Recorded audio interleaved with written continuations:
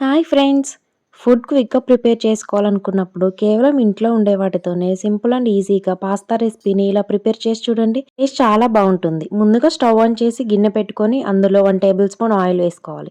Oil వేడైన తర్వాత సన్నగా తరిగిన అల్లం, వెల్లుల్లి వేసుకొని మంచిగా ఫ్రై చేసుకోవాలి. అల్లం, వెల్లుల్లి ఫ్రై అయిన తర్వాత సన్నగా తరిగిన ఆనియన్స్ అలాగే పచ్చిమిర్చి కూడా యాడ్ చేసుకొని మంచిగా ఫ్రై చేసుకోవాలి.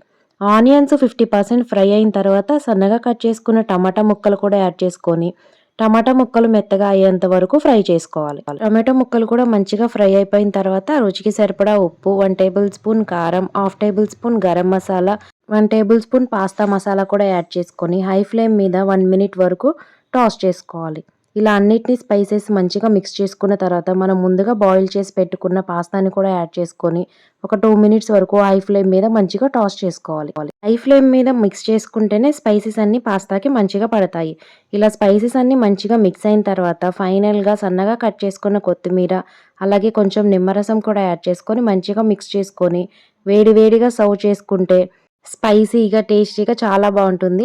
మీరు కూడా ట్రై చేసి రెసిపీ ఎలా వచ్చిందో కామెంట్ చేయండి. అలాగే రెసిపీ నచ్చితే లైక్ చేయండి.